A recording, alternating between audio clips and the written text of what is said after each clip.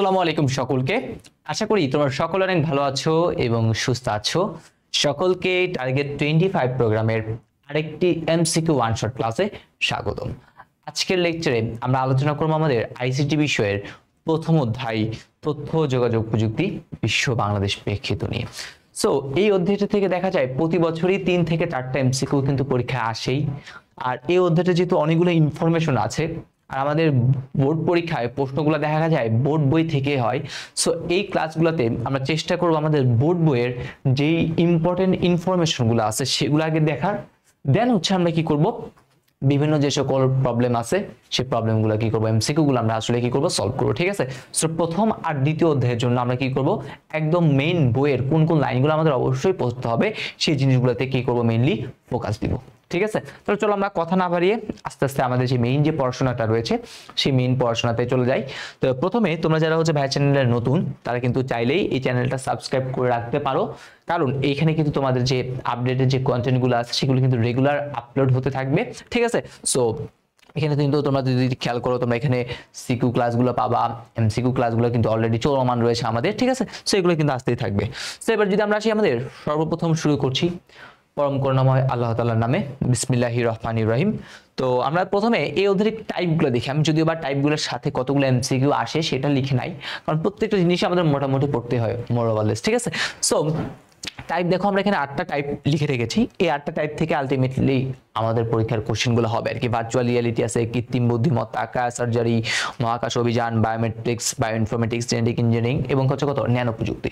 So আমরা আসি প্রত্যেকটা একদম আমরা বইয়ের লাইনগুলো প্রিসাইসলি ভাবে কি করব জিনিসগুলো দেখব। তো প্রথম টাইপ 1 সেটা আমরা কি দেখব ভার্চুয়াল রিয়ালিটি। ঠিক আছে, সো ভার্চুয়াল রিয়ালিটি কি? ভার্চুয়াল রিয়ালিটি মানেই হচ্ছে আমাদের কৃত্রিম বাস্তবতা। ঠিক আছে, আসলে বাস্তবিক অর্থে সত্যি নয় কিন্তু আসলে সত্যি, অর্থাৎ কল্পনার রাজ্যে আলটিমেটলি কি করে আমরা বিচরণ করি কার মাধ্যমে? এই ভার্চুয়াল রিয়ালিটির মাধ্যমে। অনেক সময় দেখা যায় ভার্চুয়াল রিয়ালিটিকে আমরা কি বলতে পারি? প্রথম অক্ষর VR বলে থাকি আর কি। ঠিক আছে, সো দেখো ভার্চুয়াল রিয়ালিটির এখানে একটা সংজ্ঞা আছে।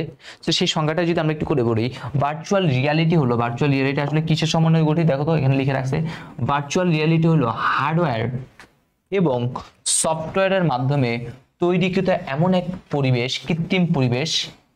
ঠিক আছে, এমন এক কৃত্রিম পরিবেশ, কি বলছে? এমন এক কৃত্রিম পরিবেশ যা উপস্থাপন করা হলে ব্যবহারকারীদের কাছে এটি কি মনে হয়? বাস্তব মনে হয়। এখানে আমরা কি কি করছি? হার্ডওয়্যার এবং সফটওয়্যারের মাধ্যমে এমন একটা পরিবেশ তৈরি করতেছি যা আসলেই বাস্তব নয়, কিন্তু যে ব্যবহার করতেছে তাদের কাছে মনে হবে যে হ্যাঁ আমি আসলে সেখানে কি করতেছি? অবস্থান করতেছি। ঠিক আছে, আর এই যে ভার্চুয়াল রিয়ালিটি যে পরিবেশটা আছে না, সেই পরিবেশটা কি ধরনের পরিবেশ? এই পরিবেশটা হচ্ছে আমাদের ত্রিমাত্রিক পরিবেশ। ঠিক আছে, পরিবেশটা কি বলেন তো? এখানে হচ্ছে আমাদের ত্রিমাত্রিক যে পরিবেশটা আছে, এখানে ত্রিমাত্রিক পরিবেশটা কি করে বলেন তো? তাহলে ভার্চুয়াল রিয়ালিটি কাকে বলে? এখান থেকে আসবে। ঠিক আছে, ওকে। তো এবার আসি আমাদের পরের জিনিস। এখান থেকে আমাদের ভার্চুয়াল রিয়ালিটিতে আমাদের কিছু জিনিস দেখো, এখানে একটা পড়ে আছে, বাংলাদেশের উদ্যোক্তা তৈরি স্বাস্থ্যমূল্যের VR গগলস পড়ে আছে। তো এখানে আমরা যদি একটু করে খেয়াল করি এখানে আমাদের আসলে কি কি দরকার। এখানে হচ্ছে দেখো বিশেষভাবে তৈরি চশমা, হেলমেট, তারপর হচ্ছে গ্লাভস ইত্যাদি কি করা হয়েছে বলেন তো? এখানে ব্যবহার করা হয়েছে। ঠিক আছে, তাহলে আমরা প্রথমে দেখি বিশেষভাবে তৈরি চশমা বা হেলমেট, যেটাকে আমরা কি বলতেছি? HMD, head mounted display. মাঝে মধ্যে পরীক্ষা আসছে। HMD কি নির্দেশ করে? চশমা বা বিশেষ ধরনের হেলমেট এখানে ব্যবহার করা হবে। হ্যান্ড গ্লাভস আছে, বুট আছে, স্যুট ইত্যাদি ব্যবহার করা হয়। ঠিক আছে, আর এখানে একটা জিনিস আছে, টেলিপ্রেজেন্স নামে একটা ওয়ার্ড আছে। এই টেলিপ্রেজেন্স কাকে বলে? এটা আসে। তো আমরা যেহেতু এখানে প্রথম অধ্যায়টাই পড়তেছি, তো এখান থেকে আমাদের কি কি জ্ঞানমূলক কোশ্চেন দরকার সেগুলো হচ্ছে ভাই এখানে বলে দিব। তো এখন দেখো, উচ্চ ক্ষমতা সম্পন্ন কম্পিউটার গ্রাফিক্স ব্যবহারের মাধ্যমে দূর থেকে কোনো একটা কিছু পরিচালনা করা। ঠিক আছে, দূর থেকে কোনো কিছু পরিচালনা করার প্রক্রিয়াকে কি বলা হয়? টেলিপ্রেজেন্স বলা হয়ে থাকে। উচ্চ ক্ষমতা সম্পন্ন কম্পিউটার গ্রাফিক্স ব্যবহারের মাধ্যমে দূর থেকে যদি কোনো কিছু পরিচালনা করতে চায় তাহলে সেটাকে কি বলা হয়? টেলিপ্রেজেন্স বলে। আর এই টেলিপ্রেজেন্স VR এর হচ্ছে কি বলেন তো? একটা ব্যবহারের ক্ষেত্রের মধ্যেই পড়ে। ওকে, আচ্ছা, এবার হচ্ছে আমাদের প্রাত্যহিক জীবনে ভার্চুয়াল রিয়ালিটির প্রভাব আসলে এটা কোথায় কোথায় আর মেইনলি আমরা ইউজ করে থাকি আর কি, সেই জিনিসটার কথা যদি বলি, দেখেন প্রথম যে অপশনটা, এই অপশনগুলো আমরা একটু মনে রাখতে হবে। প্রথমে হচ্ছে কি বিনোদন ক্ষেত্রে। ঠিক আছে, আমাদের যে বিনোদনগুলো আছে সেই বিনোদন ক্ষেত্রে আমরা কি করতেছি বর্তমানে এই ভার্চুয়াল রিয়েলিটিটা কিন্তু ব্যবহার করতেছি। ঠিক আছে, এছাড়াও দেখেন মিউজিয়াম বা যেসব ঐতিহাসিক যে সকল জায়গায় ভ্রমণ করা আমাদের পক্ষে সম্ভব নয়, সেখানেও কিন্তু কি হচ্ছে ভার্চুয়াল রিয়ালিটির ব্যবহার করে কি করা হচ্ছে বলেন তো, সেই সব জায়গায় ভ্রমণের অনুভূতি পাওয়া যাচ্ছে। ঠিক আছে, আর দেখেন এটার সাথে আমরা একটা জিনিস দেখতেছি, অগমেন্টেড রিয়ালিটি। এই অগমেন্টেড রিয়ালিটি জিনিসটা কি? এই অগমেন্টেড রিয়ালিটি হচ্ছে ভার্চুয়ালিটি একটা নতুন জনপ্রিয়তা শুরু করেছে, যেখানে কি হয়, যেখানে আলটিমেটলি দেখেন এখানে এই কাজটা হয়েছে, অগমেন্টেড রিয়ালিটি যেটা আছে সেখানে এই কাজটা হয়েছে। কোন কাজটা? ওকে, আমরা যদি একটু করে দেখি এই অগমেন্টেড রিয়ালিটি কি, যেখানে বাস্তব জগতের সাথে ভার্চুয়াল জগতের একটা সংমিশ্রণ ঘটানো হয়। তাহলে অগমেন্টেড রিয়ালিটিতে কি করা হয়, বাস্তব জগতের সাথে ভার্চুয়াল জগতের একটা কি ঘটে, সংমিশ্রণ ঘটানো হয়। ঠিক আছে, অগমেন্টেড রিয়ালিটি কাকে বলে বর্তমান সময়ে পরীক্ষা আসে। ভার্চুয়ালিটি কোথায় ব্যবহার করতেছি? বিনোদন ক্ষেত্রে ব্যবহার করতেছি। ওকে, তারপরে আমরা আর কোথায় ব্যবহার করতে পারি? যানবাহন পরিচালনা বা প্রশিক্ষণে। যানবাহন পরিচালনা বা প্রশিক্ষণে আমরা কি করতেছি বলুন তো, এই যে ভার্চুয়াল রিয়েলিটিটা আছে এই ভার্চুয়াল রিয়েলিটিটা আমরা কি করতেছি, ব্যবহার করতেছি।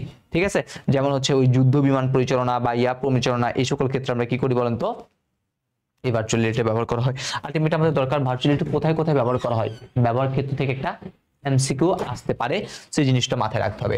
তারপর আসি দেখেন আমাদের আছে শিক্ষা ও গবেষণায়। ঠিক আছে, শিক্ষা এবং গবেষণায় বিভিন্ন জটিল জটিল যে বিক্রিয়া টিক্রিয়া যেগুলো আছে, যেমন নিউক্লিয়ার ফিউশন যে বিক্রিয়াগুলো হয় সেগুলো আমরা দেখতে পারি না, সেই জিনিসগুলো হচ্ছে আমরা ইয়া করতে পারি। ঠিক আছে, সেই জিনিসগুলো। তো এখানে দেখেন একটা সিমুলেশন কাকে বলে সেই কথাটা লিখে রাখছে, বাস্তবে কাজ করার আগে কম্পিউটার কৃত্রিমভাবে প্রয়োগ করে দেখানোকেই সিমুলেশন বলা হয়। ঠিক আছে, সিমুলেশন কি বলা হয়? সিমুলেশন হচ্ছে বাস্তবে কাজ করার আগে আমি যদি সেই জিনিসটাকে কি করি ভাইয়া, দেখে ফেলি, সেই জিনিসটাকে আমরা কি বলতেছি, সেই জিনিসটাকে বলতেছি আমরা সিমুলেশন। ঠিক আছে, আর এই সিমুলেশনের মাধ্যমে ভার্চুয়াল রিয়েলিটির মাধ্যমে কি মাধ্যমে, সিমুলেশন ও মডেলিং করে কি করা হচ্ছে, শিক্ষার্থীদের সহজবোধ্য ও চিত্তকর্ষক ভাবে এই সকল জিনিস আমরা কি করতে পারি বলেন তো, উপস্থাপন করতে পারি। যেমন দেখেন জটিল অণুর আণবিক গঠন রয়েছে, তারপর হচ্ছে ডিএনএ এর গঠন, যা আসলে বাস্তবে আমাদের দেখানোর পক্ষে সম্ভব ছিল না, সেটা আমরা এই ভার্চুয়াল রিয়ালিটির মাধ্যমে খুব সহজেই কি করতে পারি ভাইয়া, দেখাতে পারি। ঠিক আছে, এছাড়াও আমাদের যে চিকিৎসা ক্ষেত্র আছে না, সেই চিকিৎসা ক্ষেত্রেও কিন্তু কি করা হয়, এই ভার্চুয়াল রিয়ালিটির ব্যবহার করা হয়ে থাকে। এছাড়া সামরিক যে প্রশিক্ষণগুলো আছে, ঠিক আছে, যুদ্ধের যে প্রস্তুতি করার জন্য, ঠিক আছে, যুদ্ধের আবহ দেওয়ার জন্য আমরা কি করে থাকি, এটা ব্যবহার করে থাকি। এছাড়াও দেখেন ব্যবসা বাণিজ্যও কিন্তু আমরা ব্যবহার করে থাকি। এই যে কিওয়ার্ডগুলো আছে না, এগুলো ডিরেক্ট আপনাদের সিকিউতে উদ্দীপকের একদম ডিরেক্ট দেওয়া থাকে, যে বলেই দেয় যে ব্যবসা বাণিজ্যে বা ইয়াতে কি করুন, ভার্চুয়াল রিয়েলিটির প্রভাবটা দেখুন। ঠিক আছে, তো দেখেন এই ব্যবসা বাণিজ্যে কি হয়েছে, উৎপাদিত পণ্যের গুণগত মান, তারপর হচ্ছে গঠন, বিপণন, সম্ভাব্যতা যাচাই, মূল্যায়ন, ঠিক আছে, তারপর হচ্ছে বিপণন কর্মী প্রশিক্ষণ ইত্যাদি সকল ধরনের কাজ কার মাধ্যমে সম্ভব বলেন তো, এই ভার্চুয়াল রিয়েলিটির মাধ্যমে কিন্তু করা সম্ভব। ওকে, আর ভার্চুয়াল রিয়েলিটির যেমন ভালো দিকও রয়েছে, ঠিক তেমনি কিছু খারাপ দিকও রয়েছে। ভালো দিক কি, ওই আপনি সহজেই অনেক কিছু যেটা আপনার পক্ষে সম্ভব হচ্ছিল না সেই কাজগুলো করতেন, এগুলোতে ভালো দিক। ঠিক আছে, আর যদি খারাপ দিকের কথা যদি বলি একটু করে, সবার আগে হচ্ছে এই ভার্চুয়াল রিয়েলিটি কিন্তু সবার ব্যবহারের কিন্তু কি থাকে না, সামর্থ্য থাকবে না, তাহলে এটা একটা সামাজিক ডিভাইডেশন তৈরি করবে। তারপর আপনি যখন ভার্চুয়াল রিয়েলিটি ব্যবহার করবেন তখন আপনার কি করতে হবে, চোখে হচ্ছে চশমা পরে থাকতে হবে, হাতে হ্যান্ড গ্লাভস পরে থাকতে হবে, ঠিক আছে, বিভিন্ন ইয়া পড়তে হবে, স্যুট পড়তে হবে। তো দেখা যায় আপনার কিন্তু কি হতে পারে, বিভিন্ন শারীরিক কিছু সমস্যা সৃষ্টি হইতে পারে। তারপর আমরা বলতে পারি ভার্চুয়াল রিয়েলিটিতে দেখা যাবে আমরা কি কেউ খারাপ মানুষের সাথে থাকতে চাই না, আমরা চাই কি ভালো কিছু জিনিস বা ভালো মানুষের সাথে কি করতে, টাইমটা স্পেন্ড করতে। তো ভার্চুয়াল রিয়েলিটি কিন্তু আপনি চাইলে আপনার মন মতো মানুষ কি করতে পারবেন, চুজ করতে পারবেন। সো তখন দেখা যাবে আপনি সবসময় কি করবেন, একটা কল্পনার জগতে থাকবেন, আসলে তখন কিন্তু বাস্তব জগতে আপনি আসতে পারবেন না। ঠিক আছে, তো তারপরে হচ্ছে মনুষ্যত্বহীনতা কি হবে এখান থেকে তৈরি হইতে পারে, সেগুলো হচ্ছে ভার্চুয়াল রিয়েলিটির কি বলেন তো আমাদের অসুবিধা। ওকে, তো এই হচ্ছে আমাদের মোটামুটি কথা ভার্চুয়াল রিয়েলিটি সম্পর্কে। এবার চলেন আমরা এদের রিলেভেন্ট যে সকল এমসিকিউ আছে সেগুলো একটু করে দেখি। তো প্রথমে দেখেন ভার্চুয়াল রিয়েলিটির প্রভাব, দেখছেন কোথায় ভার্চুয়াল রিয়েলিটির প্রভাব রয়েছে। যেমন দেখেন সামরিক ক্ষেত্রে, ইয়েস আমরা সামরিক ক্ষেত্রে দেখতে পাইছি, প্রশিক্ষণে, ইয়েস প্রশিক্ষণে দেখতে পাইছি, শিক্ষা ক্ষেত্রে, হ্যাঁ শিক্ষা ক্ষেত্রে আমরা দেখতে পাইছি। তাহলে আনসারটা কি হবে, আনসারটা হবে হচ্ছে আমাদের সবগুলোই কি হবে, কারেক্ট আনসার হবে। ক্লিয়ার? ওকে, পরবর্তী এমসিকিউতে আসি। ভার্চুয়াল রিয়েলিটি মূলত সেটা কি একটা কাল্পনিক জগৎ না? ইয়েস, এটা একটা কাল্পনিক জগৎ। কম্পিউটার প্রযুক্তি ও সিমুলেশন তত্ত্বের উপর প্রতিষ্ঠিত। ইয়েস, একটা হাই কোয়ালিটি ভিডিও গেম। শুধুমাত্র একটা ভিডিও গেমসই না, এখানে আমরা আরো অনেক কিছু কি করতে পারি, কাজ করতে পারি। তাহলে আমাদের এখানে আনসারটা কি হবে? আনসারটা হচ্ছে আমাদের প্রথমটা। তারপরটা টেলিপ্রেজেন্সের প্রয়োগ ক্ষেত্র, আমরা অলরেডি দেখছি টেলিপ্রেজেন্সের প্রয়োগ ক্ষেত্র কোনটা, আমাদের হচ্ছে এই যে ভার্চুয়াল রিয়েলিটি আছে, সেই ভার্চুয়াল রিয়েলিটি। ভার্চুয়াল রিয়েলিটিতে ব্যবহৃত এইচএমডি কি নির্দেশ করে? এইচএমডি হচ্ছে বিশেষ চশমা, ঠিক আছে, বিশেষ চশমা অথবা কি ছিল, হেলমেট। বিশেষ চশমা বা হেলমেট নির্দেশ করে। তারপর হচ্ছে ভার্চুয়াল রিয়েলিটির বৈশিষ্ট্য কোনটি? ভার্চুয়াল রিয়েলিটির বৈশিষ্ট্য হচ্ছে কাল্পনিক জগতে, কল্পনা জগতে কি করবে, সে বিচরণ করবে। তারপরে কোশ্চেন, সাধারণভাবে ভার্চুয়াল রিয়েলিটির পরিবেশ, এই ভার্চুয়াল রিয়েলিটির পরিবেশটা কিরকম? ভার্চুয়াল রিয়েলিটির পরিবেশটা হচ্ছে আমাদের ত্রিমাত্রিক পরিবেশ দেখা যায়। কম্পিউটার সিমুলেশন প্রয়োগের ক্ষেত্র কোনটা? কম্পিউটার সিমুলেশন প্রয়োগের ক্ষেত্র হচ্ছে ভিআর বা ভার্চুয়াল রিয়ালিটি। শেষ, প্রথমটা শেষ। প্রথমটা কি ছিল? Virtual reality. তো ভার্চুয়াল রিয়েলিটি থেকে এই টাইপের কোশ্চেনগুলো আসে, আর নতুন নতুন যে সকল কোশ্চেন আসতে পারে সেগুলো কিন্তু অলরেডি ভাই দেখাই দিছি। এবার সময় টাইপ 2 কৃত্রিম বুদ্ধিমত্তা নিয়ে আমরা কি করব, কিছু কথাবার্তা বলবো। ঠিক আছে, কৃত্রিম বুদ্ধিমত্তায় প্রথম লাইন দুইটাতেই একদম দুইটা ইম্পর্টেন্ট এমসিকিউ। প্রথমে বাষ্পীয় শক্তির ব্যবহার শুরু হয় কোথায়? শিল্প বিপ্লব, প্রথম শিল্প বিপ্লবে। প্রথম শিল্প বিপ্লবে কি হয়েছে? বাষ্পীয়, ঠিক আছে, বাষ্পীয় শক্তির ব্যবহার শুরু হয়েছে দেখি প্রথম শিল্প বিপ্লবে। আর দ্বিতীয় শিল্প বিপ্লবে কি হয়েছে দেখেন তো?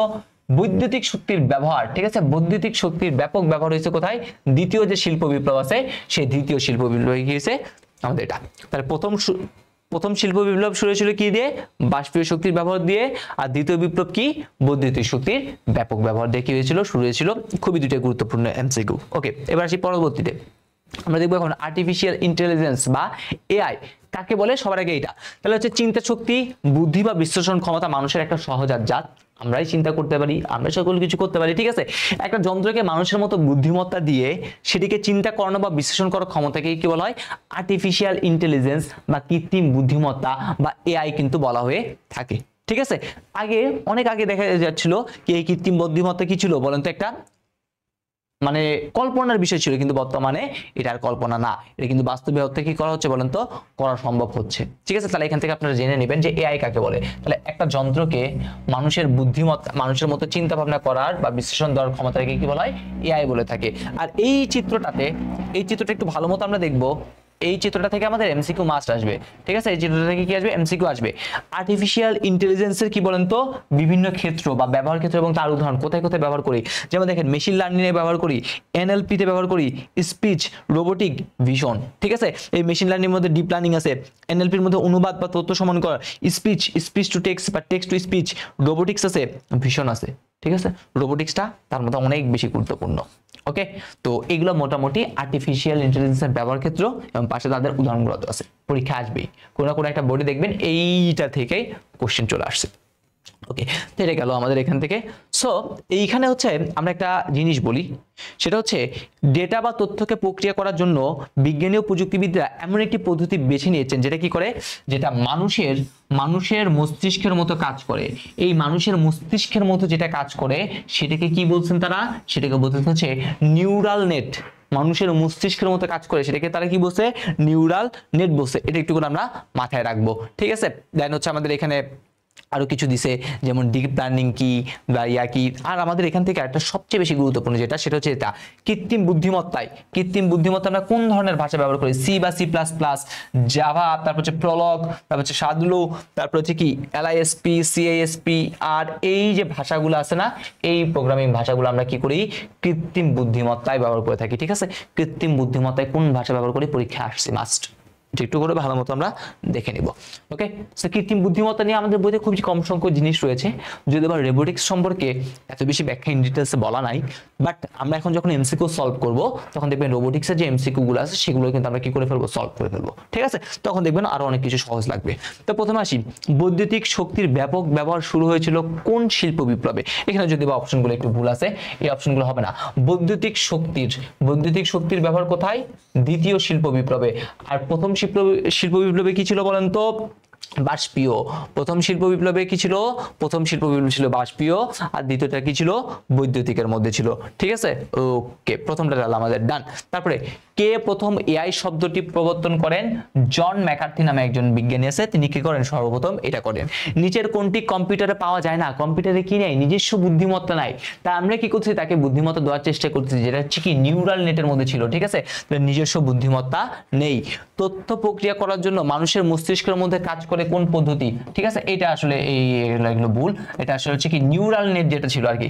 ঠিক আছে, কার মধ্যে? তথ্য প্রক্রিয়া করার জন্য মানুষের মস্তিষ্কের মধ্যে কাজ করে। ওই কিছুক্ষণ আগে দেখবেন হচ্ছে আমরা দেখছিলাম, সেটা কি ছিল?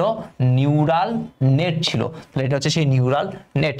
তারপরে আর্টিফিশিয়াল ইন্টেলিজেন্স ব্যবহার করা হয় কোথায়? ওই ব্যবহার ক্ষেত্রের মধ্যে ছিল। ঠিক আছে, আমরা 5টা ব্যবহার ক্ষেত্র দেখছিলাম, তার মধ্যে ছিল কি একটা? রোবোটিক্স। তারপরে কৃত্রিম বুদ্ধিমত্তার ক্ষেত্রে বারবার ভুল সিদ্ধান্ত থেকে সঠিক সিদ্ধান্ত নেওয়ার ক্ষমতা তৈরি হয় কিসের মাধ্যমে? এটা হচ্ছে আমাদের এটা রিইনফোর্সমেন্ট লার্নিং এর মাধ্যমে। কার মাধ্যমে? রিইনফোর্সমেন্ট লার্নিং এর মাধ্যমে হয়ে থাকে। তারপর হচ্ছে এআই এর ব্যবহার ক্ষেত্র, দেখছেন ব্যবহার ক্ষেত্রটা কিন্তু আসতেছে। তাহলে এটা কি machine learning? Yes. Robotics? Yes. Word processing? না। তাহলে আনসারটা কি হবে? আনসারটা হবে হচ্ছে আমাদের প্রথম যে জিনিসটা আছে, সেই প্রথম জিনিসটা। এবার হচ্ছে আমাদের কৃত্রিম বুদ্ধিমত্তা প্রয়োগের ক্ষেত্রে যে সকল ভাষা ব্যবহার করা হয়, কি ভাষা? ম্যাটল্যাব? ইয়েস। শাদুলু? ইয়েস। সিএসএস? না। ক্যাসকেডিং স্টাইল শিট, এটা আমরা কোথায় ব্যবহার করছি? এটা হচ্ছে আমরা ব্যবহার করছি হচ্ছে ওয়েব পেজ তৈরিতে। ঠিক আছে, আমাদের যে ওয়েব পেজ আছে, সেই ওয়েব পেজ তৈরিতে আমরা এই যে ভাষাটা আছে, এই ভাষাটা কিন্তু ইউজ করতেছি। তার মানে আনসারটা কত? আনসারটা হচ্ছে আমাদের প্রথমটা। তারপরটা আসি, রোবট গঠনে কয়টি নির্দিষ্ট বিশেষত্ব রয়েছে? রোবট গঠনে 3টি নির্দিষ্ট কিছু রয়েছে, বিশেষত্ব রয়েছে। এবার আমরা রোবোটিক্সের বিভিন্ন ধরনের জিনিসগুলো দেখবো। ইউএভি, যদি এটা আমাদের পরের স্লাইডে আসবে। ইউএভির পূর্ণরূপ কি? আনমেইন্ড এরিয়াল ভেহিক্যাল। ঠিক আছে, আনমেইন্ড এরিয়াল ভেহিক্যাল মানে মনুষ্যহীন যে ভেহিক্যালটা আছে আর কি। ঠিক আছে, ওকে। তারপর আমরা বলতেছি মানুষের চিন্তা ভাবনাকে যন্ত্রের মাধ্যমে প্রকাশ করার প্রযুক্তি কোনটা? এটা কিন্তু হচ্ছে আমাদের কৃত্রিম বুদ্ধিমত্তা বা আর্টিফিশিয়াল ইন্টেলিজেন্স। কৃত্রিম বুদ্ধিমত্তা প্রধানত কোথায় ব্যবহার করা হয়? প্রধানত আমরা ব্যবহার করে থাকি আমাদের এই যেখানে রোবোটিক্স আছে, সেই রোবোটিক্সের মধ্যে। আমরা আস্তে আস্তে রোবোটিক্সে চলে আসতেছি। ঠিক আছে, রোবোটিক্সের ডিটেলস গুলো এখানে নাই, বাট আমরা একটু করে পড়ে রাখবো। বিগত বছরের কোশ্চেন যখন সলভ করবেন, তখন দেখবেন এই কথাগুলো কিন্তু আসছে। রোবোটিক্স কি? রোবোটিক্স হচ্ছে রোবটের যে বিজ্ঞানটা আছে, সেটাকে কি বলা হয়? রোবোটিক্স বলা হয়ে থাকে। অ্যাকচুয়েটর ব্যবহার করা হয় কোন ক্ষেত্রে? অ্যাকচুয়েটর ব্যবহার করা হচ্ছে আমাদের রোবোটিক্সে। এই যে রোবটের যে অঙ্গ প্রত্যঙ্গ নড়াচড়া হয় না, এইটার জন্য কি ব্যবহার করা হয়? ওই অ্যাকচুয়েটরটা ব্যবহার করা হয়ে থাকে। তারপর আসি, কোনটি রোবটের ব্যবহার? রোবট কোথায় ব্যবহার করা হয়? জটিল সার্জারি চিকিৎসায়। ইয়েস, জটিল সার্জারি চিকিৎসায় রোবট ব্যবহার করা হয়ে থাকে। যেমন আছে ব্যক্তির সাক্ষ্য শনাক্তকরণের জন্য বায়োমেট্রিক্স পদ্ধতি, নতুন জাতের বীজ উৎপাদন, এটার জন্য জেনেটিক ইঞ্জিনিয়ারিং, টেনিস বলের আকৃতি তৈরি, এটার জন্য ন্যানো প্রযুক্তি। দেখছেন প্রত্যেকটা কোনো না কোনো জায়গায় আছে। আমরা যখন পুরো ক্লাসটা করে ফেলবো, তখন দেখবেন প্রত্যেকটা কাজের আপনি কি করতে পারতেছেন, জেনে গেছেন। ওকে, এবার আমাদের পরের জিনিস, মানুষের দুঃসাধ্য কাজের প্রযুক্তি কোনটি? মানে দুঃসাধ্য কাজ যেটা মানুষের করা পসিবল না, ঠিক আছে, করা কষ্টদায়ক, সেই কাজটা কি করে দেয়? সহজেই করে দেয় হচ্ছে আমাদের যে রোবোটিক্স আছে, সেই রোবোটিক্স গুলা। তারপর আসি, কোন পদ্ধতিতে অ্যাকচুয়েটর ব্যবহার করা হয়?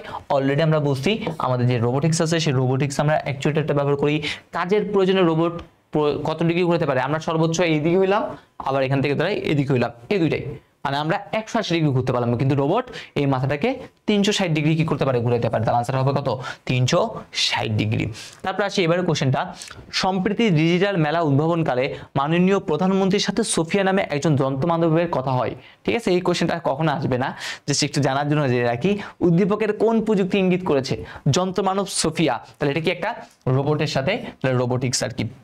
তারপর আসি, উদ্দীপকে ব্যবহৃত প্রযুক্তির ফলে, রোবোটিক্সের ফলে কি হবে? শিশুদের বুদ্ধির বিকাশ ঘটবে না, মানুষের কর্মস্থলে বাড়বে না, মানবিক মূল্যবোধ বৃদ্ধি পাবে না, শিল্প কলকারখানার ব্যয় বাড়বে। কারণ দুঃসাধ্য কাজগুলো এখন রোবট করবে। আগে যেখানে মানুষ 8 ঘন্টা করতে পারছে, রোবট তো অনবরত করতে পারবে। ঠিক আছে, তাহলে এই জন্য দেখা যাবে কি হবে? এটার আনসারটা হবে শিল্প কারখানার কি হবে বলেন তো? ব্যয়টা কমবে। পরেরটা আসি, পরেরটা শেষ। এবার আসি আমাদের ক্রায়ো সার্জারি। ঠিক আছে, এবার আমরা কি দেখবো? এবার হচ্ছে আমরা দেখবো হচ্ছে আমাদের যে ক্রায়ো সার্জারিটা আছে, সেই ক্রায়ো সার্জারি নিয়ে কি করবো? আমরা কথাবার্তা বলবো। তাই ক্রায়ো সার্জারি কি? ক্রায়ো সার্জারি এক ধরনের চিকিৎসা পদ্ধতি, যেখানে কি করা হয়? অত্যাধিক শীতল তাপমাত্রা কি করা হয়? প্রয়োগ করে আমাদের কোষের যে অস্বাভাবিক বা অপ্রত্যাশিত যে টিস্যু রয়েছে, সেগুলোকে কি করা হবে?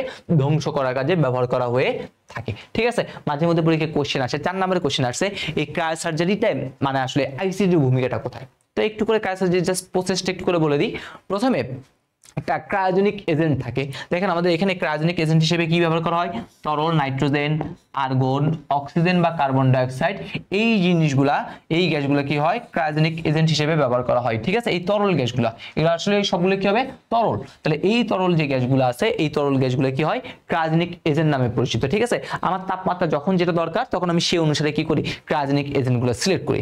এই যে ক্রায়োজেনিক এজেন্ট আছে, সেই সাপোজ আমার এইখানে এই ক্রায়োসার্জারিটা আমরা ত্বকের আঁচিল, ঠিক আছে, তারপরে তিল, এগুলো রিমুভে কি করি ব্যবহার করে থাকি আর কি। তো সাপোজ আমার এখানে একটা আঁচিল আছে, আমি এটা রিমুভ করবো, তাহলে কি করতে হবে, প্রথমে এই জায়গাটা প্রথমে আমাদের সিলেক্ট করতে হবে। ঠিক আছে, এটা সিলেক্ট করার জন্য কি করতে হবে, এই কম্পিউটারের আইসিডির কিন্তু কি রয়েছে ভূমিকা রয়েছে আর কি। ঠিক আছে, প্রথমে জায়গাটা আমি সিলেক্ট করলাম, জায়গাটা সিলেক্ট করার পর আমার এইটা মানে এই জিনিসটা আমি যদি সরাতে চাই তাহলে আমার কত ডিগ্রি তাপমাত্রা দরকার হবে সেটার উপর ভিত্তি করে আমি ক্রায়োজেনিক এজেন্টটা সিলেক্ট করব। সেই ক্রায়োজেনিক এজেন্টকে কায়োপাপ হচ্ছে কি সূচের মতো একটা অংশ, সেই কায়োপাপটা কি করব দেন এখানে পুশ করে দেবো, তখন দেখা যাবে ওই ক্রায়োজেনিক এজেন্টটা ভিতরে চলে গেল। সেই ক্রায়োজেনিক এজেন্ট যখন ভিতরে চলে যায় তখন ভিতরের তাপমাত্রাটা দেখা যায় মাইনাসে চলে আসে। মাইনাস কত দেখেন, -41 থেকে -196 ডিগ্রি সেন্টিগ্রেডে চলে আসে। সেই তাপমাত্রায় এই কোষের ভিতরে অক্সিজেন এবং রক্ত চলাচল করতে পারে না। যেহেতু অক্সিজেন এবং রক্ত চলাচল করতে পারছে না, তখন ওই যে কোষটা আছে সেই কোষটা কি হয়ে যায় মারা যায়, এই কথা বলছে। ঠিক আছে, দেখেন ওই নিম্ন তাপমাত্রায় রক্ত অক্সিজেন সম্ভব নয়, তারপরে দেখা যায় ওই টিস্যুটার কি হয় ক্ষতিসাধন হয়। ওকে, এটাই হচ্ছে কাজ। তাহলে এখানে একটা কায়োপাপ আছে, এই কায়োপাপ হচ্ছে কি অত্যন্ত সূক্ষ্ম সুযুক্ত কায়োপাপ। কায়োপাপটা হচ্ছে কি একটা সূচের মতো, সূক্ষ্ম একটা সূচের মতো। ওকে, দেন হচ্ছে আবার কি করা হয় ওই তাপমাত্রা রিয়া করার জন্য আরেকটা গ্যাস আমরা এখানে দিয়ে দিই, তারপর আবার তাপমাত্রাটা কি হয় নরমাল মধ্যে চলে আসে, এই হচ্ছে কাজ। ওকে, তাহলে এখানে কি আমি কাটাছেড়া করছি না, এখানে কিন্তু রক্তপাত আসছে না, তার মানে এই যে চিকিৎসা পদ্ধতি এটা হচ্ছে কি একটা বলেন তো রক্তপাতবিহীন, এখানে কোনো রক্তপাত কি করা হচ্ছে না, আসতেছে না বা যাচ্ছে না।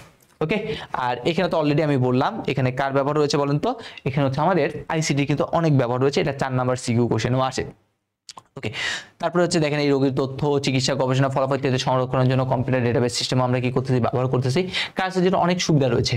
ঠিক আছে, অন্যান্য চিকিৎসা পদ্ধতির তুলনায় এখানে যে ক্যান্সার বা নিউরোসার্জারির যে চিকিৎসা রয়েছে সেইখানে কি হয় এই ক্যান্সারের অনেক সাশ্রয়ী এবং প্রক্রিয়া সম্পন্ন করতে কম সময় লাগে, বেশি সময় লাগে না। ঠিক আছে, এই প্রক্রিয়ার জটিল পার্শ্ব প্রতিক্রিয়া নেই, এটা দেখেন ব্যথাও নাই এত বেশি, রক্তপাত বা অপারেশনজনিত কাটাছেঁড়ারও কোনো কি নেই, এখানে জটিলতা নাই। ঠিক আছে, রোগীকে আবার কি করতে না কোনো পূর্ব প্রস্তুতিও নিতে হয় না। ঠিক আছে, অনেক সময় দেখা যায় সার্জারি শেষেই কি করতে পারে রোগী বাসায় চলে আসতে পারে, কিন্তু একটাই ঝামেলা, সাপোজ আপনার এইখানে সমস্যা, আপনি যদি এইখানে দেন তখনই দেখা যাবে কি আপনার সুস্থ যে কোষটা আছে সেই সুস্থ কোষটা কি হয়ে গেছে বলেন তো নষ্ট হয়ে গেছে। আর এর পার্শ্ব প্রতিক্রিয়া কিছুটা আগেই সেটা হচ্ছে কি লিভার ও ফুসফুসের স্বাভাবিক গঠন কি হতে পারে বলেন তো বিনষ্ট হইতে পারে এবং স্নায়বিক সমস্যারও কি করতে পারে উদ্ভব করতে পারে। এগুলোই হতেছে কি বলুন তো আমাদের ভার্চুয়াল রিয়ালিটি ক্রায়োসার্জারির মধ্যে কি কি মেইন সমস্যা হতে পারে সেই সমস্যাগুলো আমরা এখানে দেখে নিলাম। ওকে, সো এবার চলুন আমরা এমসিকিউ সলভ করি। ক্রায়োসার্জারিতে কোন গ্যাস ব্যবহার করা হয় আমরা অলরেডি দেখছি, আমাদের যে আর্গন গ্যাসটা আছে সেই আর্গন গ্যাসটা আমরা কি করে থাকি ব্যবহার করে থাকি।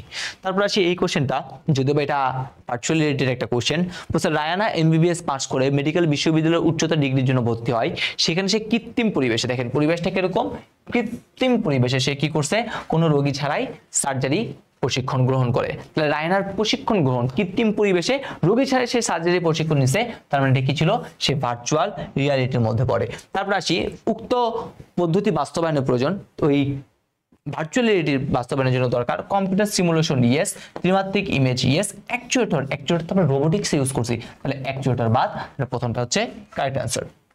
পরবর্তী কোনটি ক্রায়োসার্জারির সাথে সম্পর্কিত, ক্রায়োসার্জারির সাথে সম্পর্কিত কে নাইট্রোজেন, কোন ধরনের নাইট্রোজেন অবশ্যই হইতেছে তরল যে নাইট্রোজেনটা আছে সেই তরল নাইট্রোজেনটা সম্পর্কিত। তারপর আসি ক্রায়োসার্জারি কোথায় করা হয়, ক্রায়োসার্জারি আসলে লিভার ক্যান্সারে আমরা কি করে থাকি। তো হচ্ছে ক্রায়োসার্জারি চিকিৎসায় পদ্ধতিতে ব্যবহার করা হয় কোনটি, ব্যবহার করা হচ্ছে আমরা দেখছিলাম কি আর্গনটা কিন্তু ইউজ করতাম আমরা, ঠিক আছে আর্গন। তারপর আসি ডক্টর মুনির শিক্ষানবিশদের কম্পিউটার নিয়ন্ত্রিত পরিবেশের মাধ্যমে কৃত্রিমভাবে বাস্তবের অনুকরণে সার্জারি প্রশিক্ষণ দেন। তাহলে কৃত্রিম পরিবেশে যেহেতু তিনি সার্জারি প্রশিক্ষণ দিচ্ছে তার মানে এটা ভার্চুয়াল রিয়েলিটি বুঝতে পারতেছি। একজন যকৃত ক্যান্সারের রোগী তার কাছে এলে তিনি তাকে -1 ডিগ্রি অত্যাধিক শীতল তাপমাত্রায় চিকিৎসা দিলেন। তাহলে বলছে প্রশিক্ষণে ব্যবহৃত প্রযুক্তি, প্রশিক্ষণ তিনি প্রশিক্ষণ নিয়েছেন কৃত্রিম পরিবেশে, তার মানে কি ভার্চুয়াল রিয়ালিটি। ঠিক আছে, আর ব্যবহৃত চিকিৎসা পদ্ধতিতে চিকিৎসা ব্যয় তুলনামূলকভাবে কম, ইয়েস তুলনামূলকভাবে কম। অপারেশনের ধকল সহ্য করতে হয় না, এটাও ইয়েস। আশেপাশের কোষের ক্ষতি হয় না, এটা কিন্তু বলা যায় না। আপনি যদি ভুল দেন তাহলে কিন্তু আশেপাশে ক্ষতি হইতেই পারে, তাহলে এটার আনসার কোনটা? ওকে, এবার আমাদের মহাকাশ অভিযান, উৎপাদন ব্যবস্থা ও প্রতিরক্ষা। এখানে এত বেশি ইম্পর্টেন্ট ইনফরমেশন নাই, জাস্ট হালকা পাতলা কিছু জিনিস আছে, সেগুলো হচ্ছে আমরা একটু করে যদি দেখি। তাহলে প্রথমে এই যে মহাকাশটা আছে, তাহলে এই মহাকাশের প্রথমে যে জিনিসটা আছে সেগুলো হচ্ছে আমাদের এই জিনিসগুলাই। যেমন 1957 সালের 4 অক্টোবর মহাকাশে প্রথম উপগ্রহ যায়, সেটা কি স্পুটনিক নিক্ষেপণ করা হয়। তারপর হচ্ছে 1961 সালের 2 এপ্রিল কি করা হয়েছে বলেন তো? প্রথম মানুষ, যার নাম হচ্ছে কি ইউরি গ্যাগারিন, তিনি কি করছেন? মহাকাশে গেছেন। তাহলে আলটিমেটলি এই যে জিনিসগুলো আছে না, এই জিনিসগুলো পুরোটাই হচ্ছে আপনাদের কি দরকার? আপনাদের দরকার হবে। ঠিক আছে, এই পুরোটাই আপনাদের দরকার হবে। আচ্ছা, মহাকাশ অভিযান করার জন্য একটা মহাকাশ যানকে ঘন্টায় প্রায় 30,000 মাইল গতিবেগ অর্জন করতে হয়। কত? 30,000 মাইল গতিবেগ অর্জন করতে হয়, যেটা আমাদের শব্দের গতিবেগ থেকে কত গুণ বেশি? শব্দের গতিবেগ থেকে 8 গুণ বেশি। ঠিক আছে, সো এই কয়টা জিনিস কি করতে হবে? আমাদের মাথায় রাখতে হবে। আচ্ছা, তো এখানে হচ্ছে আমাদের বিভিন্ন ধরনের কথাবার্তা বলছে, যেমন এখানে একটা জিও স্টেশনারি স্যাটেলাইট নামে একটা স্যাটেলাইট আছে। ঠিক আছে, কি স্যাটেলাইট বললাম? Geostationary satellite. আমাদের জিও স্টেশনারি স্যাটেলাইটের নাম কি ছিল? বঙ্গবন্ধু 1। আমরা 57তম রাষ্ট্র হিসেবে, একটু মনে রাখবো, কততম রাষ্ট্র হিসেবে? 57তম দেশ হিসেবে আমরা কি করছি? স্যাটেলাইটটা পাঠিয়েছি। নামটা কি?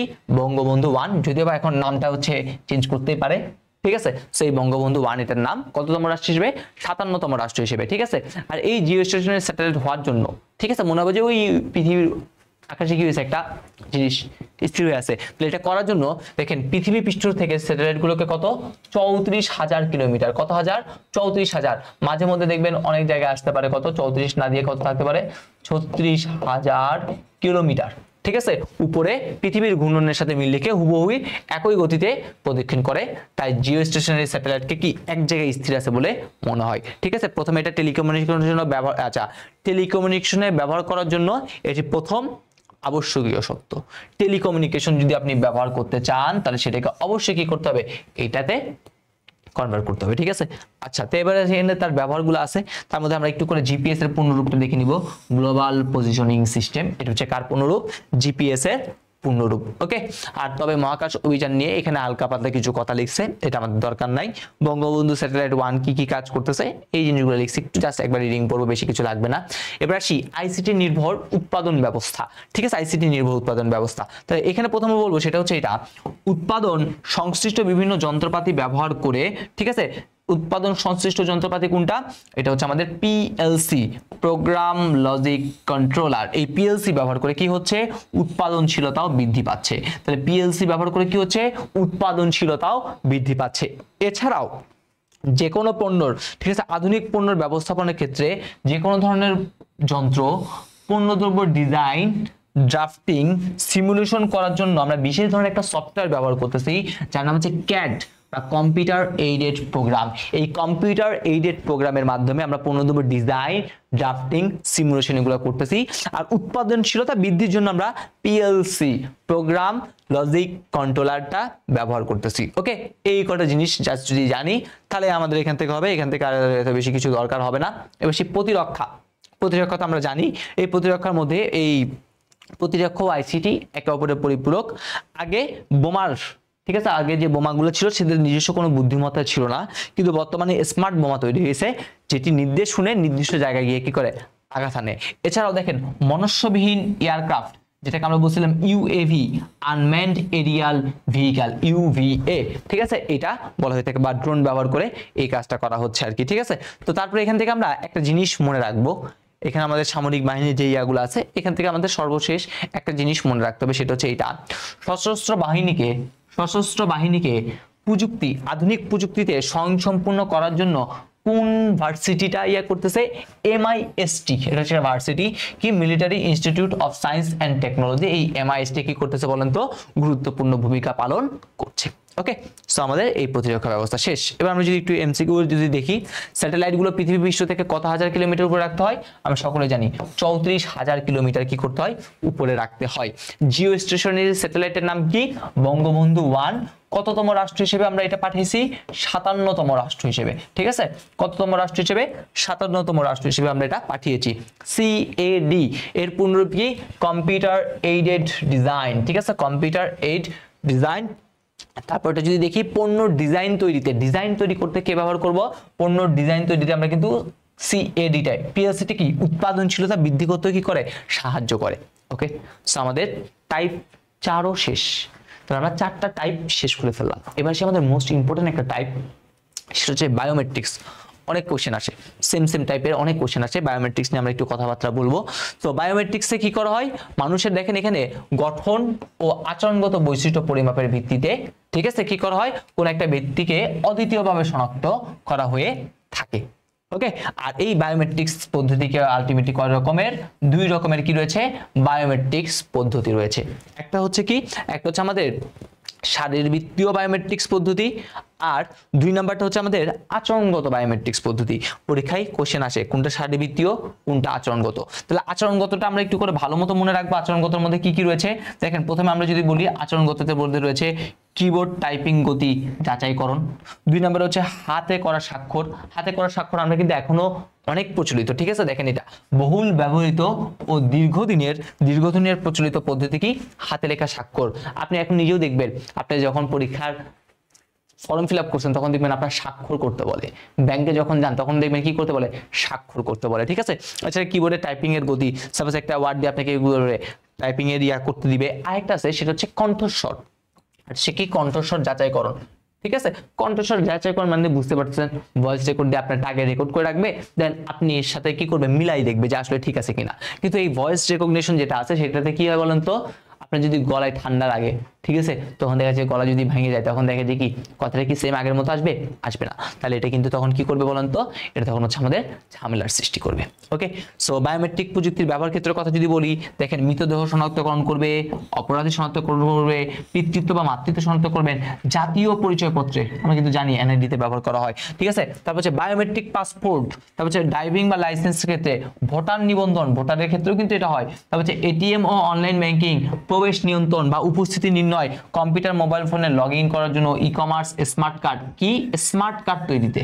ঠিক আছে, স্মার্ট কার্ড তৈরিতেও কিন্তু আমরা কি করে থাকি বলেন তো, এই বায়োমেট্রিক্স পদ্ধতি।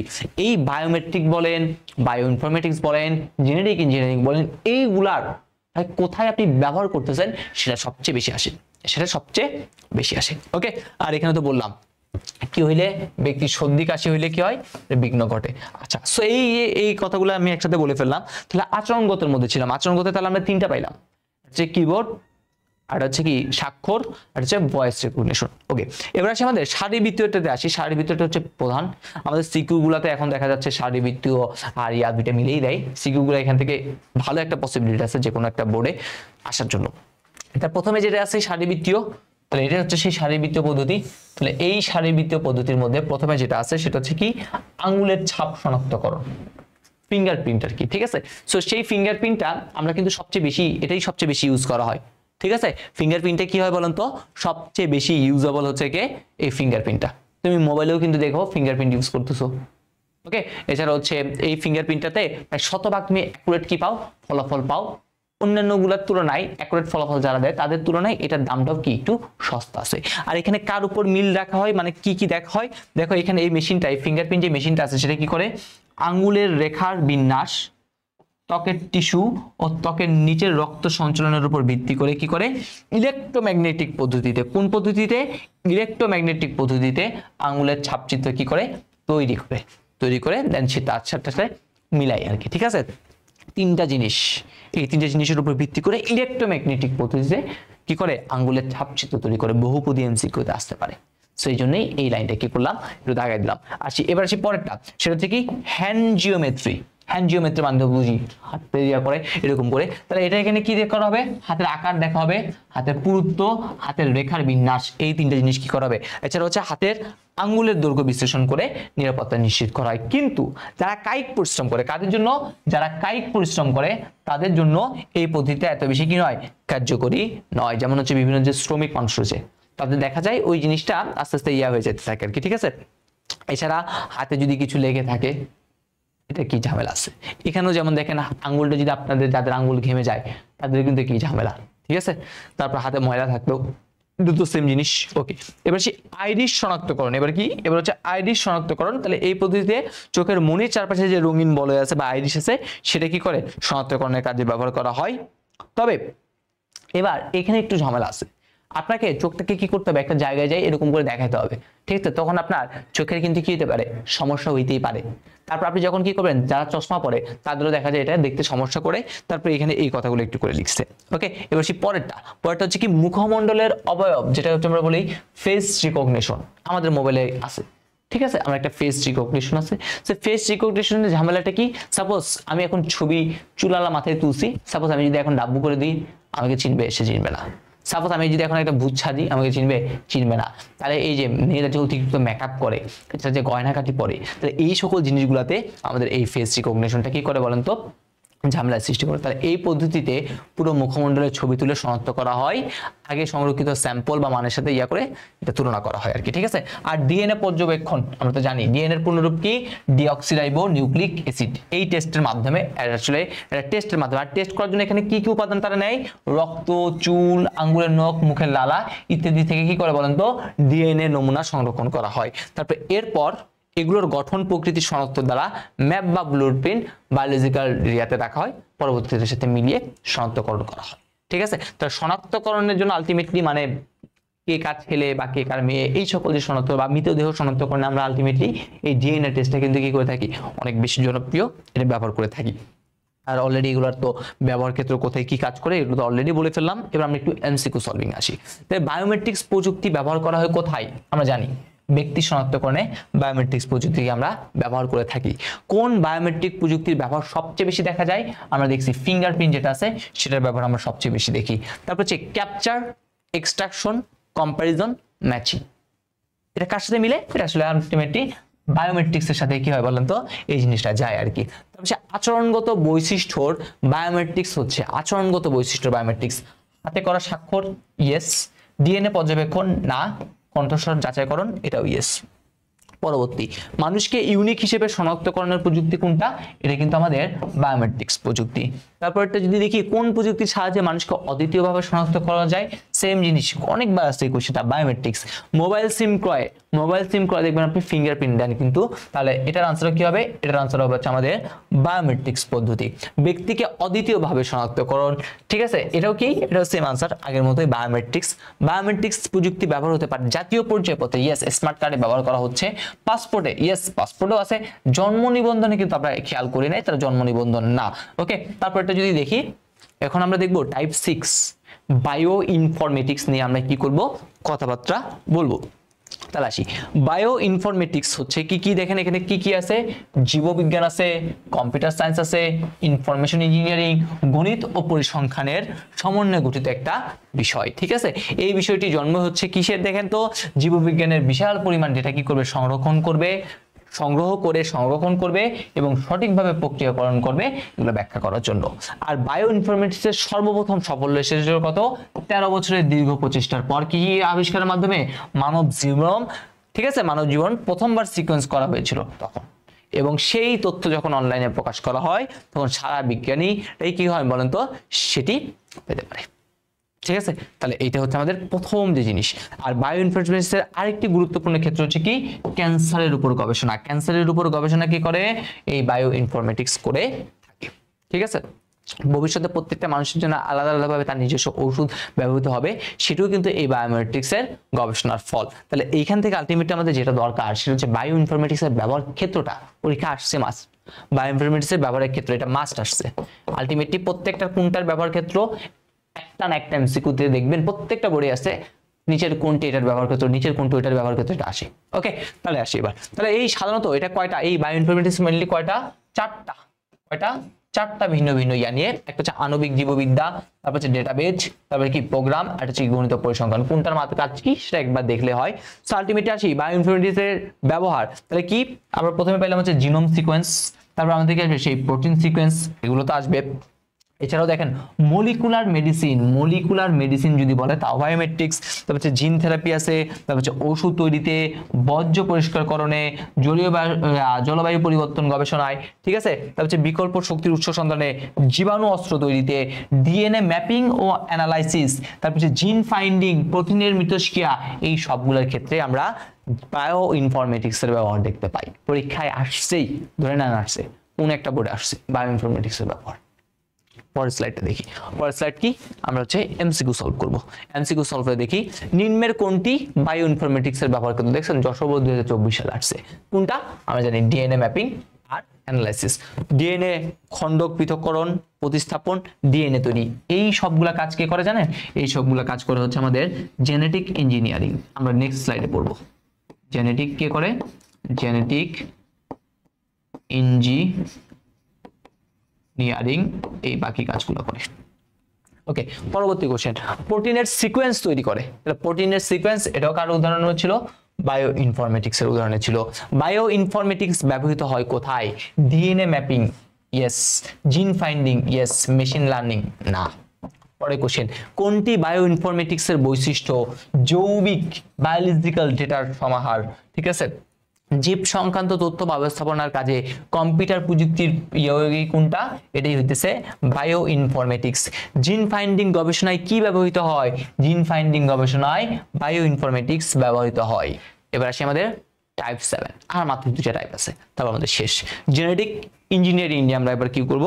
কথাবার্তা বলবো। ওকে, তো জেনেটিক ইঞ্জিনিয়ারিং এর কথা যদি বলি, প্রত্যেকটা কোষের মাঝে কি থাকে?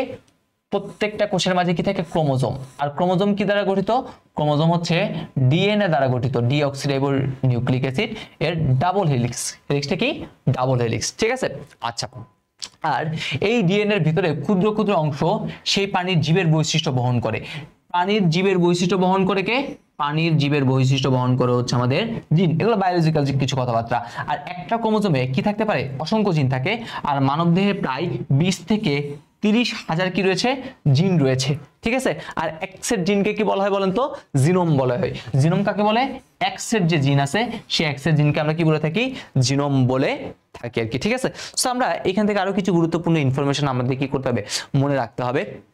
গবেষণার মাধ্যমে যখন এক জিন পরিবর্তন করে আরেকটা জিনে লাগানো হয়, তখন সেটাকে আমরা রিকম্বিনেন্ট ডিএনএ বা আরডিএনএ বলে থাকি। আর রিকম্বিনেন্ট ডিএনএ, ঠিক আছে, আরডিএনএ সমৃদ্ধ জীবকোষকে বলা হয় জেনেটিক্যালি মডিফাইড অর্গানিজম বা জিএমও, ঠিক আছে, বা জিএমও বলা হয়ে থাকে। সেখান থেকে আর কিছু দরকার নাই।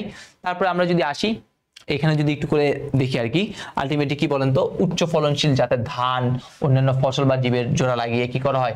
আরো উচ্চ, যেমন হাইব্রিড ধান তৈরি করা হবে, প্রাণী বা মৎস্য সম্পদ যে আছে সেটা উৎপাদিত করা হবে, ঠিক আছে। এগুলোই আলটিমেটলি কার কাজ? জেনেটিক ইঞ্জিনিয়ারিং এর কাজ। তাহলে দেখেন এখানে আমাদের জেনেটিক ইঞ্জিনিয়ারিং এর আরো কিছু কি করা হয়েছে বলেন তো? কাজ সম্পর্কে বলা আছে। যেমন হচ্ছে কি খাদ্যশস্য উৎপাদন, খাদ্যশস্য উৎপাদনের ক্ষেত্রে বিভিন্ন সময় আমরা করে থাকি। এই বিষয়টি কি? হাইব্রিড, ঠিক আছে, হাইব্রিড ধান, হাইব্রিড ইত্যাদি। তবে হচ্ছে কৌশলগতভাবে পরিবর্তিত ইকোলি ব্যাকটেরিয়া ও ইস্ট হতে কি করা হচ্ছে?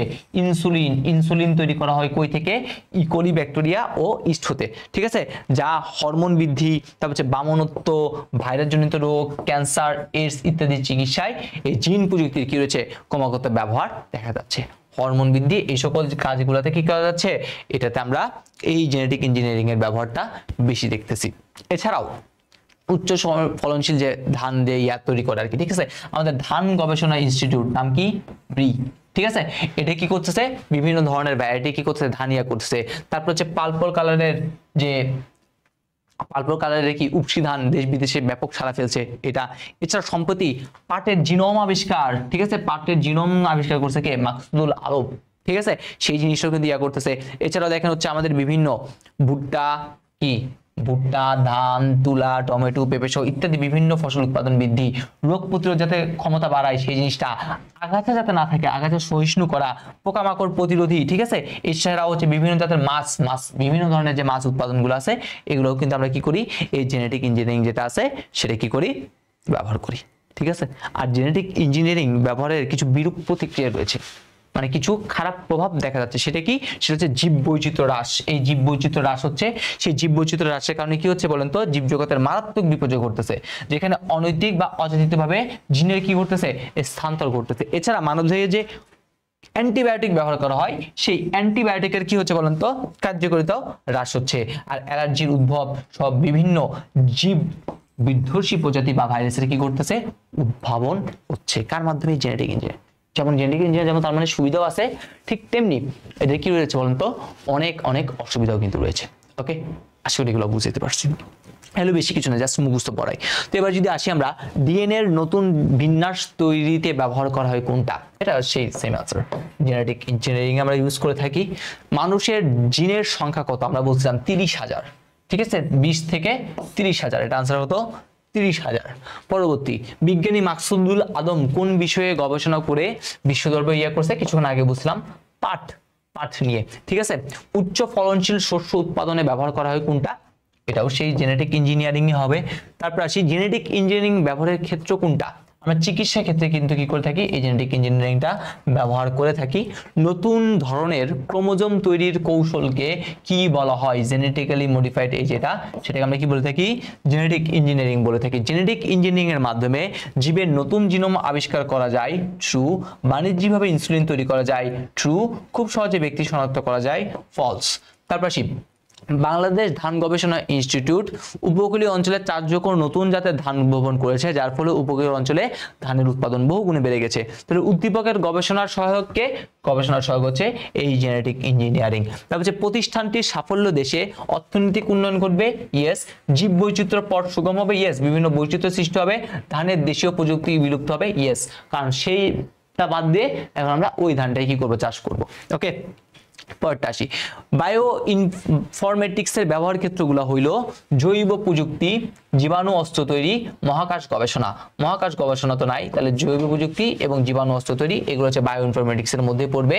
এবার হচ্ছে, বাবু এক বিশেষ ব্যবস্থাপনায় ঘরে বসেই ড্রাইভিং শিক্ষা নিচ্ছে, তার মানে এটা বুঝতে পারছি, ভার্চুয়াল রিয়েলিটি। বাবুর ব্যবহৃত প্রযুক্তি, বাবুর ব্যবহৃত প্রযুক্তি হচ্ছে ভার্চুয়াল রিয়েলিটির মাধ্যমে সেই করলো। আর বাবুর বাবা প্রযুক্তির সীমাবদ্ধতা, বাবুর বাবা একটা প্রযুক্তি ব্যবহার করে উন্নত জাতের ফুল চাষ করতেছে, তার আলটিমেটলি বুঝতে পারতেছে জেনেটিক ইঞ্জিনিয়ারিং, এটার ফলে দেশীয় প্রযুক্তির বিলুপ্তি করবে, ইয়েস। ফলন কমে যাবে, ফলন তো কমবে না, ফলন বাড়তেই পারে, কিন্তু নতুন রোগ সৃষ্টি হতে পারে, ইয়েস। নতুন রোগ কি হবে, সৃষ্টি হবে। ওকে, তারপর এটা যদি দেখি, আমাদের সর্বশেষ টপিক, আমাদের আজকের লেকচারের সর্বশেষ টপিক, সেটা হচ্ছে কি, ন্যানো প্রযুক্তি। এই ন্যানো প্রযুক্তি নিয়ে এখন আমরা কথাবার্তা বলবো, ঠিক আছে। tan ইনভার্স 9 মিটারকে কি বলা হয়, ন্যানোমিটার বলে। তাহলে আমাদের মাঝে মধ্যে পরীক্ষা আসতে পারে, তাহলে 1 ন্যানোমিটার ইকুয়াল টু কত বলেন তো, tan ইনভার্স 9 মিটার। তাহলে এখন এখান থেকে যদি বলে 1 মিটার ইকুয়াল টু কত, সাপোজ এখান থেকে আরেকটা এমসিকিউ আসছে এরকম 10 ন্যানোমিটার, তাহলে 10 ন্যানোমিটার মানে কি ভাইয়া, 10 ন্যানোমিটার মানে হচ্ছে tan ইনভার্স 9 ইনটু 10, তাহলে আলটিমেটলি কত হবে, tan ইনভার্স 8 মিটার। শেষ, ঠিক আছে। এগুলো একটু করে জাস্ট মনে রাখবো আমরা, আর যদি মিটার থেকে এখানে দেয় তো জাস্ট উল্টে দিব আর কি, ঠিক আছে। ওকে, ডান। তাহলে এবার আসি আমরা পরবর্তী জিনিস, বা বিজ্ঞান প্রযুক্তি ব্যবহার করে কত, 1 থেকে 100 ন্যানোমিটার আকৃতিতে কিছু তৈরি করাকে বা ব্যবহার করাকে ন্যানো টেকনোলজি বলে। ওকে, আর এইখান থেকে হচ্ছে আমরা ন্যানো টেকনোলজি দুইটা আলটিমেটলি আছে আর কি, ঠিক আছে। সো এখানে ন্যানো টেকনোলজিকে হালকা পাতলা অনেক কিছু বলা হয়েছে। সো আমরা এখান থেকে এটা দেখার থেকে আমরা দেখবো হচ্ছে এটা ন্যানো প্রযুক্তিকে দুইটা পদ্ধতিতে ব্যবহার করা হয়। একটা বটম আপ, এটা হচ্ছে কি আপ মানে উপরে উঠবে, আর ডাউন মানে কি নিচে নামবে। তাহলে আপ মানে আপনি মনে করবেন ছোট থেকে কিভাবে বড় হবে। এই পদ্ধতি দেখেন ক্ষুদ্রাতি ক্ষুদ্র, তাহলে এই পদ্ধতিতে কি বলতেছে, এই পদ্ধতিতে বলতেছে ক্ষুদ্রাতি ক্ষুদ্র আণবিক উপাদান থেকে ধীরে ধীরে কি হয়, ধীরে ধীরে বড় জিনিস তৈরি হয়। তাহলে বড়র দিকে উঠতেছে, তার মানে আপ হচ্ছে। আর ডাউন মানে কি, কমে আসবে। তাহলে বড় আকৃতির কিছু থেকে কি হবে বলেন তো, ভেঙে ভেঙে কি করা হবে, এটাকে ছোট ছোট করা হয়। ঠিক আছে, আর এখানে এই লাইনটা দেখেন, আগামী বিশ্ব হবে ন্যানো টেকনোলজির বিশ্ব। এই উপপাদ্যকে সামনে রেখে কার মাধ্যমে, স্মার্ট ওষুধের মাধ্যমে কি করা হচ্ছে, প্রাণঘাতী যে ক্যান্সার আছে সেই ক্যান্সার সহ দুরারোগ্য রোগ থেকে মুক্তি। ঠিক আছে, এছাড়া প্রতিরক্ষা ব্যবস্থায় ন্যানো রোবট, তারপরে কোয়ান্টাম কম্পিউটিং, বিশ্বব্যাপী কর্মসংস্থান ইত্যাদি সকল কিছু কি এই ন্যানো টেকনোলজির মাধ্যমে সম্ভব। এবার সেখানে ন্যানো টেকনোলজির ব্যবহার অনেক বেশি গুরুত্বপূর্ণ। ঠিক আছে, যেমন হচ্ছে কি কম্পিউটারের হার্ডওয়্যার তৈরিতে এটা আসছে মাস্ট। চিকিৎসা ক্ষেত্রে কি করা হয়, ন্যানো টেকনোলজি আমরা কি করতে পারি, ব্যবহার করতে পারি। খাদ্য শিল্পে এটাও মাস্ট আসছে। খাদ্য শিল্পে যেমন খাদ্যদ্রব্য প্যাকেটিং, স্বাদ তৈরি, গুণগত মান রক্ষার্থে আমরা কি করে থাকি, ন্যানো টেকনোলজি ব্যবহার করে থাকি। এছাড়াও জ্বালানি তৈরির ক্ষেত্রে, ঠিক আছে, যেমন হাইড্রোজেন অয়েল থেকে কি করতে হচ্ছে, হাইড্রোজেন আয়ন থেকে ফুয়েল তৈরি, সৌর বিদ্যুৎ উৎপাদনে সৌরকোষ তৈরি কাজে ইত্যাদি কাজে। যোগাযোগের ক্ষেত্রে এটা মাঝে মধ্যে দেখা যায় আসে। আর খেলাধুলা এটা অনেক বেশি আসছে, যেখানে হচ্ছে ফুটবল বা গলফ বল বাতাসের যে ভারসাম্য রক্ষার জন্য, তারপর যে টেনিস বলে যে স্থায়িত্ব আছে, বা ক্রিকেট বলের স্থায়িত্ব রক্ষার জন্য আমরা ন্যানো টেকনোলজি ইউজ করি। এবং আরেকটা খুবই ইম্পর্টেন্ট, সেটা হচ্ছে প্রসাধন শিল্পে দেখা যায় অনেক বেশি আসে। প্রসাধনীতে কি করা হয়, জিঙ্ক অক্সাইড ন্যানো পার্টিকেল যুক্ত হওয়ার কারণে কি হচ্ছে, ত্বকের ক্যান্সার রোধ করা সম্ভব হচ্ছে। ঠিক আছে, এছাড়াও আমাদের সানস্ক্রিন যে অথবা ময়েশ্চারাইজার আছে সেটা তৈরিতে আমরা কি করতেছি, এই ন্যানো টেকনোলজির ব্যবহার কিন্তু করতেছি। ঠিক আছে, এছাড়া দেখেন এটা আমরা একটু করে দেখে নেব।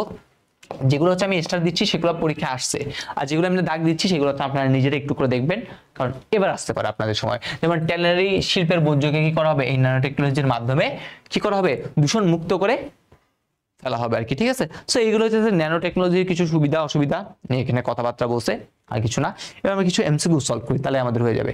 টপ ডাউন পদ্ধতি, টপ ডাউন পদ্ধতি বা বটম আপ পদ্ধতি কোথায় পাই আমরা, ন্যানো টেকনোলজিতে পাই। ন্যানো বলতে কি বোঝায়, 10⁻⁹ কে বোঝাই। ওকে, তারপর হচ্ছে অ্যাপল M11 মোবাইলের তৈরিতে কি ব্যবহার করা হয়, এটা তো হচ্ছে আমাদের সেই ন্যানো টেকনোলজি। বিভিন্ন কম্পিউটারের যে যন্ত্রাংশ যেগুলো আছে সেগুলো, মোবাইলের যন্ত্রাংশ, এগুলো তৈরিতে আমরা এই ন্যানো টেকনোলজি ইউজ করে থাকি। ন্যানো অবজেক্ট তৈরি করা হয় কই থেকে, মলিকুলার কম্পোনেন্ট থেকে। মলিকুলার মেডিসিন যখন বলবে তখন হবে কি বলেন তো, তখন হচ্ছে আমাদের বায়ো ইনফরমেটিক্স। ওকে, এখানে অনেকে আবার ভুল করে। তারপর হচ্ছে খাদ্যজাত দ্রব্য মান ঠিক রাখার জন্য আমরা কি ব্যবহার করি, এই খাদ্যজাত দ্রব্য মান ঠিক রাখার জন্য আমরা ন্যানো টেকনোলজি ইউজ করি।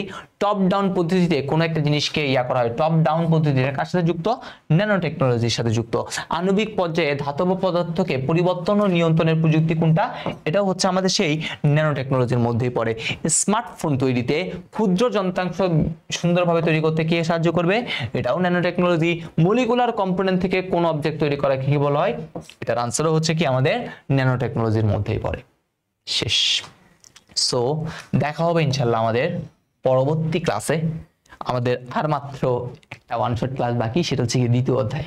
আমরা দেখেন তৃতীয় অধ্যায়ের উপর 2টা, চতুর্থ অধ্যায়, পঞ্চম অধ্যায় এবং প্রথম অধ্যায়। অলরেডি আমরা 4টা অধ্যায়ের কিন্তু ওয়ান শট ডান। তার মানে এই 4টা অধ্যায়ে যে 5টা ওয়ান শট আছে সেটা করলেই কিন্তু আপনার 20 মার্কস নিশ্চিত। তৃতীয় অধ্যায়ের জন্য যদি 5 মার্ক ধরি, তাহলে আপনাদের কিন্তু অলরেডি 20 মার্কস হয়েই গেছে। ঠিক আছে, আর মাত্র কত বাকি, 5 বাকি। সো যারা 1 ঘন্টার মোটামুটি ক্লাস হয়েছে, বেশিক্ষণ হয় না, 50 থেকে 1 ঘন্টা, সেই 50 থেকে 1 ঘন্টার মধ্যেই ভাইয়া চেষ্টা করছি একদম বেসিক থেকে শুরু করে সকল বিষয়। প্রথমে আগে বই দাগেছি। ঠিক আছে, আপনারা এক্সট্রা ইনফরমেশন না নিয়ে আপনি যদি বোর্ড পরীক্ষায়, মানে বোর্ড বই যেটা আছে আপনাদের, যেটা বোর্ড বই ছোটটা দিছে, সেই বোর্ড বইটা পড়ে আপনারা যদি টেস্ট পেপারটা সলভ করেন, তাহলে এই মোর দ্যান এনাফ, আর বেশি কিছু লাগবে ইনশাআল্লাহ। বইয়ের মধ্যে থেকে দেখবেন আনসার দিস, এমসিকিউ দিছে। অনেকে দেখা যায় ভাই বই তো নাই এগুলা বলে, আসলে তারা বই পড়ে নাই, বই একদম দেখবেন কোনায় কোনায় থেকে দিচ্ছে। ঠিক আছে, সো সেই জন্য জিনিসগুলো একটু ভালো মতো পড়তে হবে। এই জন্য আমি চেষ্টা করছি কি বইয়ের সাথে রিলেট করে আপনাদের জিনিসগুলা বলে দেওয়ার। আশা করি ক্লাসটা আপনাদের ভালো লাগবে। আর ক্লাসটা ভালো লাগলে অবশ্যই যারা ক্লাসটাতে ছিলেন তারা একটা কমেন্ট করে দেন যে ভাই হ্যাঁ ভাই আমরা ক্লাসের শেষ পর্যন্ত ছিলাম, এবং আপনাদের যে ফ্রেন্ড সার্কেল রয়েছে তাদেরকেও, এবং ছোট ভাই বোন যারা রয়েছে তাদেরকেও কিন্তু ক্লাসটির কথা জানিয়ে দিবেন। সো দেখা হবে ইনশাআল্লাহ পরবর্তী কোনো ক্লাসে। ততদিন পর্যন্ত সকলে ভালো থাকেন, সুস্থ থাকেন। আল্লাহ হাফেজ, আসসালামু আলাইকুম।